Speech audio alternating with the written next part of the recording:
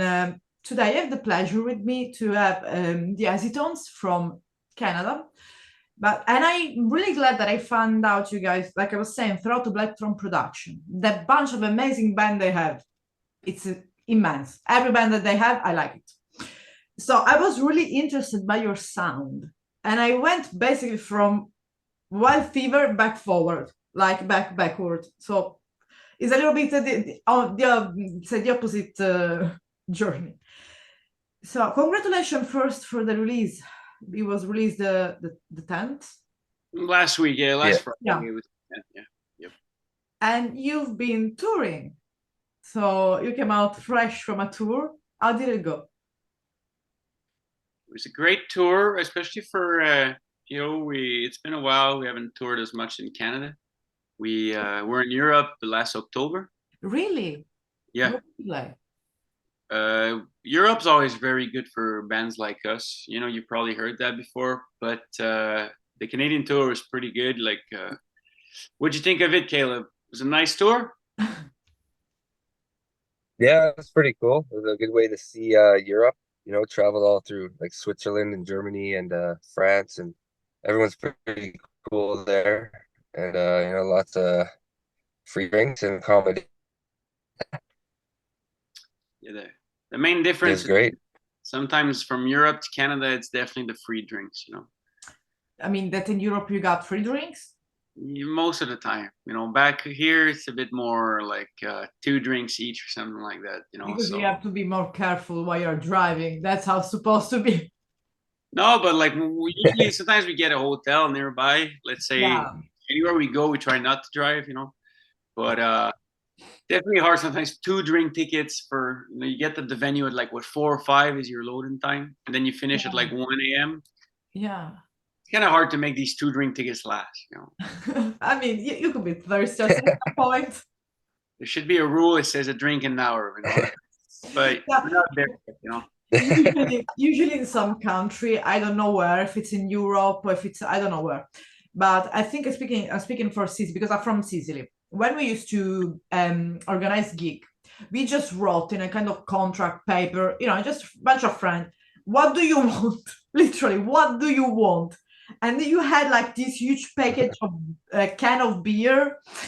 I don't know, everything, because it's cheaper than I think in the rest of the Europe. So everyone was drunk and they were drunk. That's not good. You're in Italy, right? Yeah, I'm in Sicily, the island of the Godfather. Yeah.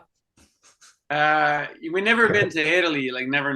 Like for some reason toured Europe 3 times with the band, but never been to Italy. So you toured 3 times. It's I mean, I'm kind of astonished. I mean, so congratulations. It's not easy, from at least for what I can hear throughout, like I said, that guy Tyrrell to touring in Europe from Canada. It's good. It's an amazing accomplishment. I mean, congratulations, because that put you like already like a big band. So we took a long break too. You've listened to the records, but the new one is taking some time to get ready. If everything didn't happen like this, basically we probably would have toured more Europe. Would probably be the 4th or 5th tour. But if all these things didn't happen, like the pandemic, blah blah, like Caleb wouldn't be here, and I'm really happy he's here. So sometimes call it fate or providence or whatever you want to call it. We're happy to have all the guys in the band at the moment, and we're going somewhere, so we're happy. So because of course, Wild Fever is being released now, but the previous one, Hazytones 2, Monarch of Oblivion, is that right? Was exactly. 2018. So there is a gap of 6 years. Yeah, it's I say 5 years and a half. 5 years now. Okay. That half we don't count it. That was a year of 6 months. But in 2020 we were supposed to play Desert Fest. Okay. March. So and the album was like not ready, but pretty advanced and shit. Okay. But like with the pandemic, like we got canceled at Desert Fest, and then it kind of took a big break from the band a bit, just because not much was happening. So that's kind of what happened. Yeah. So let's say that kind of in this 5 years and a half, you had apart, of course, let's say the pandemic kind of put like a literal break, like Yeah.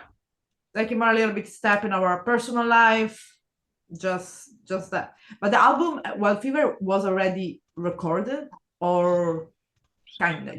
The drum was like it was already started, you know. Okay, It okay. could have been done by that time, whatever, but like with the pandemic, I went to BC, you know, I did like you saw the concrete, you know, you seen Caleb, I worked a bit with him. That's how it all started. And then it's good to have like, I don't know, like also I was waiting for a good label to pop up. So I waited a long time. Then Black Throne Production started doing shit, you know. So I was like, Yeah, okay, yeah. it's time. It's time. You know? Yeah, it's time to throw out this album out after Uh-huh. after all these years.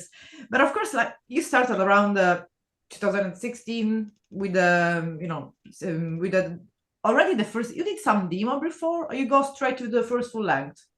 It was straight to the first full length. Yeah. Okay, okay. I mean, Yeah, how this decision? Because sometimes band just don't wanna, see how it's going. So we just launch one single, we launch another single, first demo, let's see how it goes, and then we think about it. we had access to a studio back then for the first record, Okay. you know, so it made sense to do a full length. But we kind of went hard when we started the band. Like we did a full Canadian tour, like all the way from Montreal to Vancouver Okay. before the release of our first record. Like, you know, we didn't even have nothing to listen to, and we were touring. And I remember people were just like, "What the fuck? Like these guys are touring. They don't even have a record." Like that brought And a lot what were you playing live? those songs from the first record, but I think back in that day maybe a cover to like, you know, so we had a longer set list, but Yeah. we got a manager and all that stuff, so it started pretty quickly, you know. Yeah, because I mean, yeah, because already 3 albums. I mean, you can say that you took a break or something. I mean, who doesn't take a break during COVID? Come on, we were stuck for like 2 years, 3 years. There was a little bit of freeze. Had no choice. Yeah, I mean, especially touring abroad was a little bit tough. So you're doing pretty well. And I mean, of course, I might ask you, because our 3 full length, so we can afford that. Just like Hazytone, the Hazytone is the first full length. So it's kind of a still of the beginning, like like a frame of that time. If we would like to talk about the first full length, how could it describe? I mean, how it was. You know, I think the new album is better. Of course, I mean, of course, we go through that. The first was a bit more just, you know, I sound like I had bands previously that played the exact genre of stoner rock. Okay, Okay. so it was just like all my stoner influences that I kind of put Okay. in this record. But I always thought, you know, it had like a lot of success, but as a songwriter, I felt, you know, things could have been done better. So I kind of prefer the songs on the newest record from a songwriting point of view. But So Wild Fever, yeah, because kind of the first two are a little bit similar, like in the lyric wise and even sound wise. do you think the Wild Fever is similar to the other No, ones? no, Like, no, no. I was saying the first two are like more similar than Wild Fever. they're all similar, I think, but just Okay. the songwriter evolves it from like, I don't know, I was 25 back almost when the first record. Now I'm like almost 35. So I hope I'm gaining some musical maturity, you know what I'm saying? Wisdom, some wisdom. And Yeah. of course, like, and since you mentioned the songwriting in Wild Fever, what is changed and mainly what is it about? I mean, there's a topic you talk about it, or some topic even in all the Acetone that it's really dear to you that you want to, like, I don't know, say it out loud. I mean, what is about your music? Clearly like that. Was about you know, I kind of felt from the previous record I was kind of more writing about like stories, fairy tales, or Okay. nights or whatever. But the new record's a bit more about like real stuff. You know, I don't talk about. I try to write some lyrics that can apply to more the normal life. You know, like a lot of stoner bands, like they are a bit like in Lord of the Rings or some shit. You know, they'll talk about like I don't know what, but with the new record, I really want to talk about real shit, real stuff. I don't know if you relate to the lyrics or if you have them in your head, but that was a bit my goal. Yeah, because I mean, Stoner and Lord of the Rings, it's, or something like that. It's a little bit like I would imagine like folk, a fantasy. But Stoner for me always has been like something more real, like like real experiences. So, like you said, what it's about? Well, Fever. It's about rock and roll. It's rock and roll. Whoa, like the rawest life of every day. Yeah, a bit, but since we toured a lot, like Yeah. we're lucky because like we're able to take like months of work to kind of do this lifestyle. And I think once you do tours where you spend like a month on the road and stuff like that, you start to feel a bit more like a rock and roll band. Yeah, Because you kind of mama. forget that you have a job and responsibilities and you just do this rock thing. And then I really like this feeling. And this is kind of what the Hazytones were always about. So if anybody's listening and they want to shoot us some money, because, we'll just tour forever, but we need Yeah. cash. Exactly. And how people can throw out your money just supporting the band, buying the records, the merchandise, show up as well at the live shows. But I like what did you say about being on tour, because some musician might say it's tough, being on tour like 5 weeks, 4 weeks. I would be able to do that. But I like your attitude. Say we've been out for a month. We were in that fucking mood. It's kind of feeling that there are still, and for me it's good to hear there are still musicians like you guys. I say we're on the road. Let's forget our life for that moment. We are living like right now in the moment, and we want to tour even 2 months. I don't. Who cares? That's the road life. That's it. Like Yeah. go Caleb, go for it. Saying like, yeah, it's nice to kind of like an escape a little bit because like I didn't really want to come back here and start working doing concrete and all that shit and running the business. But when I'm on the road, it's like be pretty hard, but it's worth it. I think it's fun. I like it. It's sometimes I could be a bit smarter and easier on myself, but you know what I mean. It's a good time and kind of a maybe escape from the everyday life. Uh, yeah. Yeah, and I mean, of course, this last tour, let's say, ended how many days ago? Yesterday, a couple of days ago. The Canadian tour ended like I don't know last Saturday, 6 days ago. Yeah, when we were ranging about the interview, so last Saturday that you said that we were all together. So, yeah, that's it. That's why I was mentioning it. yeah, But it's all good. yeah, Like I this. was going almost to sleep. I wouldn't be like in pajama and talking. Who cares? That's the beauty of the improvised interview. But of course, during this tour, of course, since you were speaking about mainly the present, something fun happened. I don't know, something stupid, something that, or the opposite, something that you fucking love it and you really kind of cherish this moment. You can say whatever you want. We have free speech. Should we talk about the guy rolling on the floor? Okay, now I want to know.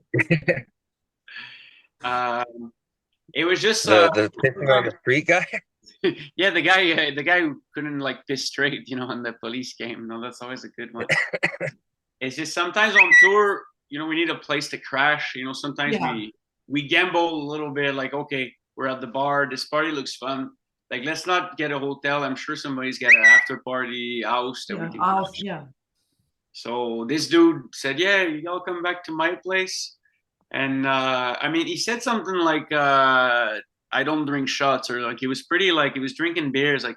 And then my drummer, he likes doing shots. It's like, "Oh, we need to be nice. We need to offer him a shot because we're going to sleep at his house." 2 shots later, I didn't know it was already, I didn't know what was going to happen, but we drove to his house. I saw him try to take a piss, but he fell, like, just like boom. And he started on the floor. And then we were like, fuck. And then we started grabbing our bags from the car, just like, okay, because we're going to go to his house. And then the cops showed up, right? And we were like smoking weed. And how the cop arrived? The cops showed up and they said they had a complaint for a drunk behavior, right? So we're pissing on the sidewalk. Yeah, that's it. So we were like, it's not us, but they asked us question for at least 20 minutes, right? 20 minutes, I would say. Question about the band. They asked for videos of the band, and basically they let us go. You got new fan. You got new fan. You see, this is how. I mean, yeah. I was more worried because we were smoking weed, and then they started asking who's driving the car and blah blah. But rock bands have it good, you know. But it was still a funny experience, you know. Maybe not the best moment of the tour, but yeah. I mean, thankfully everything ended up well. I think that poor guy at the end that was rolling is fine, I guess. If you got news from me. Yeah, he's fine. He kind of hid in his house, you know. I mean, I kind of told him after, I was like, bro, you almost got us arrested, but it's okay. We still love you. Thanks for letting us crash at your house. Maybe Caleb has another moment he wants to relate.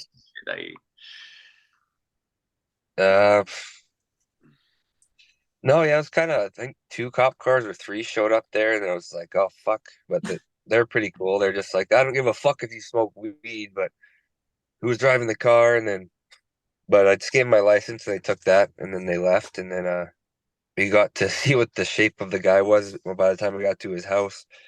And I think he maybe came to a bit more because he was like playing Alice in Chains on his acoustic guitar and singing. So he was a bit better. And then he had like a crash there. Yeah, the next morning he was like, "Oh fuck, you gotta go." What's going on with my landlord's gonna be here? Tell him I've known you for 20 years. Yeah, so after that we always got hotels. You know, it was hotels. We ended up in like a cockroach murder hotel. That was fun too. Are you sure that is not kind of a psycho tour that is? It was a bit like this, you know. It was just like I booked this 1-star or 2-star hotel. My friend's like, "Did you check the reviews?" I'm like, I didn't, but we started checking the reviews. But every review was like bed bugs, cockroach, bed bugs, and we went there. We were like outside. I checked a couple more reviews, and somebody said there was a murder in the hotel. Check it out. So I checked through Google, and I found it. And it was like some guy who dismembered his best friend in one of the bathtubs. Wow. Are you sure? Are you sure there wasn't the Bates Motel? Did you end up in Portland, Oregon, and there was Norman Bates? Are you sure? It had this vibe for sure. For sure. I mean, this could be a material for a new album. Keep it in mind. But it was real funny because we're all sitting outside. We haven't checked in yet. And then I see the information on the murder. So I'm like, should we ask the clerk for not to stay in the murder room? And then like my guitar player, Johnny's like, no, if you ask this, they're going to give us the murder room. Don't do it. So did you end up sleep there?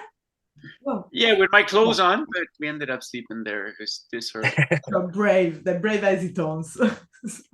Yeah.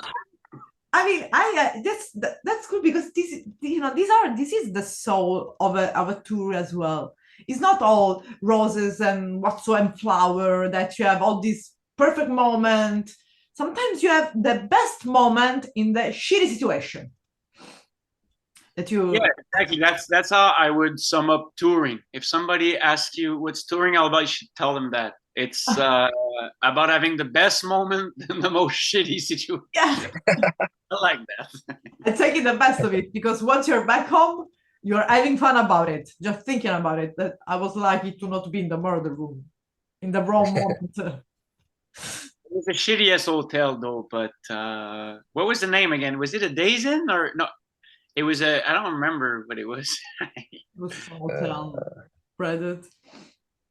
It was at the Palace. It was in London. It was in London, and I mean, just check if ever you're in London, stay away from the 1-star hotel on Google. That's of course, it's not the hotel fault. It was the fault of the people that happens to be there at the wrong time, the poor person. But of course, I mean, this whole tour, it was a Canadian tour. And for Wild Fever, did you have some plan about touring again in Europe? Yeah, I mean, we're in the works right now to maybe go back in May 2025, right? Okay. So you could even do some festival because that's the festival season. Yeah, that's the goal. I'm talking to some people. If people are listening and they have stuff for 2025, we love, that's what we're trying right now, to kind of get those festival gigs, and after that we'll just book the bars. But that's the goal. And be careful with the hotel as well in Europe, because it's not a way different. Depending which country you're in, can be even worse. Just go to some, maybe check it out before. But there is a good festival that I think you could really fit to this festival. It's called the Motoculture. Supposed to be Motoculture, but it's a French Motoculture. And they have a fucking amazing lineup. It's in France. It's during August. So if you check it out, maybe it's a really cool festival, and I really can see you playing there, because they have all different genre, from death metal to, I don't know, 70s metal, everything. So just check it out. And thanks for the tip. I didn't know about it. I don't know if Caleb knew about it, but we'll definitely check it out. Thanks yeah. If you need something about some tour, about some festival, I know kind of plenty, of course, being from here. I can let you, even fitting to your genre, or even if it's not, because here in Europe, as far as I understand, the opposite of the United States, we have this kind of bunch genre throughout all together in one festival, while in the United States it's more like death metal, that's thrash, that's more specific. I don't know, but that's what I've been said. I mean, I think we can play even to Hellfest, which is one of the biggest. I don't know if you ever heard about Hellfest, Bloodstock. Of course, yeah. It's easy to play there. Believe me, it's easy. But coming back to Wild Fever, okay, so now it's been released. You're in all the song, because of course people, especially from Europe, they may hearing it for the first time. So it's like, who are these guys? What they're talking about?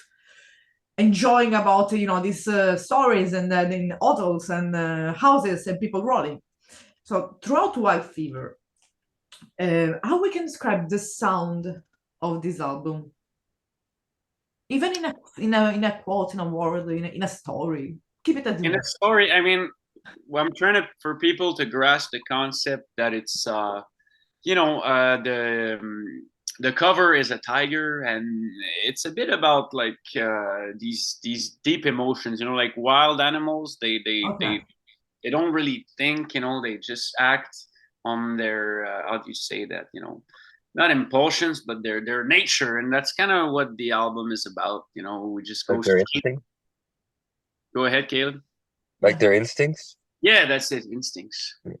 So the album is a bit about that, and it was all made on instinct. And sometimes in music we say something felt good, something had feelings, so we went for these songs. We didn't really think twice about what we were doing. We started singing, we started playing guitar, and it just made this record, which I really like. And there wasn't really a need to take a song out or put another song. I think those 8 songs kind of sum up, and it's an album that was made to be listened from top to finish. So I hope people will do that when they listen to it. So if of course that's what I want to say. So if people gonna buy the because there are as well physical copy, I think so. Yeah, we have physical copies at Black Throne Production website. We have vinyls, vinyls, and we have CDs. So don't hesitate to go on the website of Black Throne Productions and order it over there. Yeah, because I have to write to them too, because I want them to send me all the band to interview, because there is no one band. I interview, I think, Occult Witches, an amazing band too. So they're gonna be tagged in the YouTube. Yeah, they're friends. We played with them before, and that really is a fucking cool band as well. They are young, but they know their own fucking shit. I like their music. But in Wild Fever, playing live, which is, and this is for each one of you as a question, so both of you, which is the let's say from Wild Fever, so for new song and old songs, you have to pick up 2 songs that you fucking really love and enjoy in playing live. For Wild Fever, I'd say Wild Fever, the title track. I just think it's, I feel this energy when I play it. Also the drummer singing with me, there's like 2 vocals, and sometimes you get a bit tired of playing these songs, but I'm still like in the mood, and I'm still having fun. And for an older song, I would say I've always enjoyed playing Hell. It's in the set. It's from the second record. It just has this nice groove to it. Gets people in the mood. Gets me in the mood. So. Yeah. And what about you, Caleb? One new and one old, you're asking? Yeah, that you enjoy playing live. What's the one? Trying to remember the name. Sing it. Usually the one that I end up on the floor. You're always on the floor. You're talking about the new songs? Red or? Yeah, like yeah, maybe that's it. Yeah. Yeah, Red is definitely the most heavy from the new record. Doesn't surprise me. And then I do like Wild Fever though, playing that one as well, like the riffs and stuff in that one. And yeah, Hell's fun to play. And I guess Fool's Paradise can be fun as well because it's got like the ending stuff in there, so it's kind of fun to do that one live as well. Fool's Paradise from the first record. Yeah. The first record. Of course, I mean, there are, I mean, both of you, Michael and Caleb, but I think there are other people involved in the band because we want as well to mention at the end, not the beginning, but we always want to mention. So, which are the other Hazytones? We have Gabriel Prior. He's playing the drums. He's singing. He's an old-time buddy of mine. And we have John Schofel. He's playing the lead guitar and the guitar. And this is it. You know, we used to be a three-piece. You know, those first records you listen to, it's only three people. So with Wild Fever, we were like a four-piece. And I'm enjoying it a lot. I like having two guitars. You know, it's never easy to do, but we kind of managed to do it. You know, usually it's like a fight between the two guitar players to kind of hear themselves, but we have a good balance with John and me, and it's been doing great. Yeah. Let's say that there isn't like the virtuoso guitarist like Yngwie Malmsteen or something like that. But of course, just really quickly before we end the interview, as well, I think it's important to just let the people know the main influences of both of you. So first you, let's start first Caleb because it's hidden. So your main influences, Caleb, musical. I guess I also play a lot of guitar. Like from the beginning, I've always like felt something towards like the typical kind of like Jimi Hendrix and Stevie Ray Vaughan sort of thing. It's only been like the past 4 or 5 years or so I got more into like heavier music, I guess.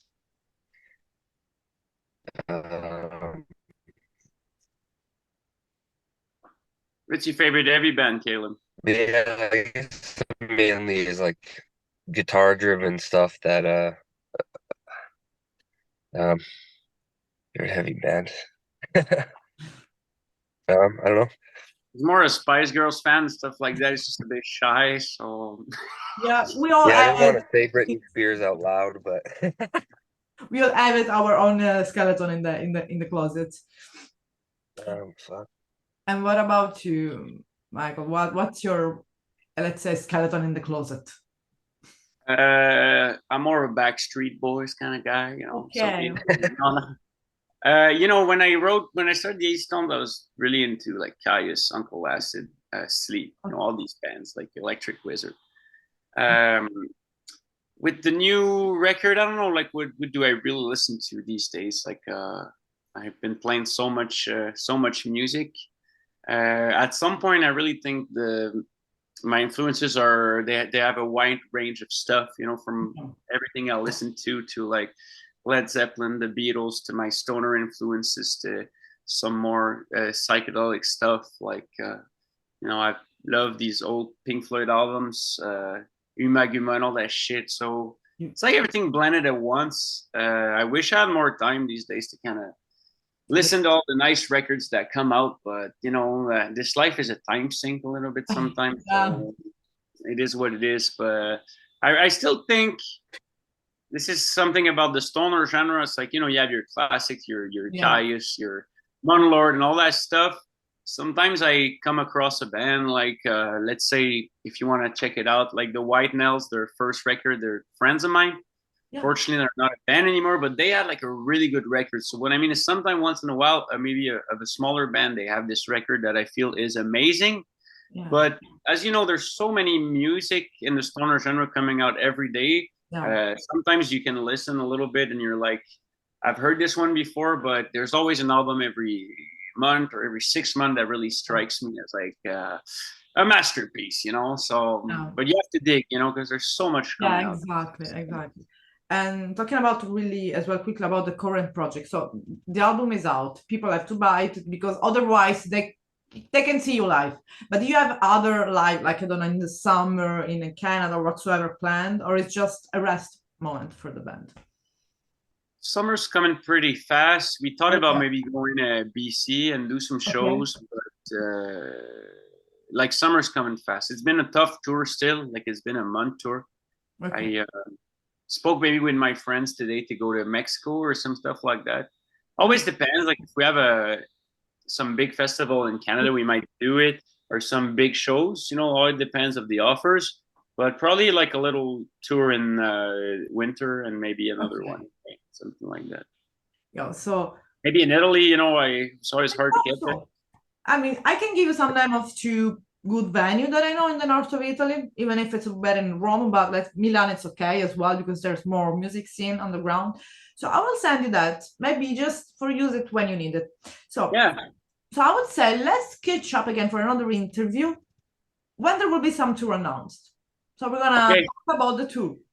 So it was really fun, guys, talk with you, and I really love your music. And have a good rest of the day. And thanks for the time and then funny stories. Thanks for your time, especially. Yeah. Bye, Michael. Bye. Bye, Cal. Have a good rest of the day. Bye. Let's do this again. Bye.